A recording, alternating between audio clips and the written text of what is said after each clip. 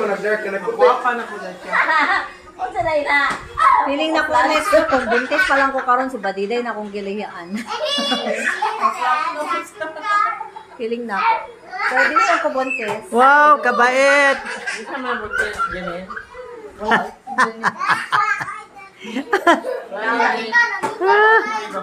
Ang gulo-gulo. Yan. Yan ang status ng mga doll. Pag nag-ipon-ipon yung mga apo at saka mga anak. Parang palaging birthday.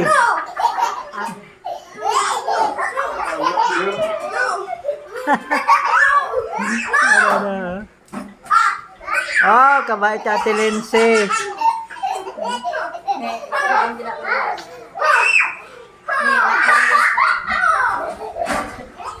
Bigyan ng 5 palakpak si Ate Saison.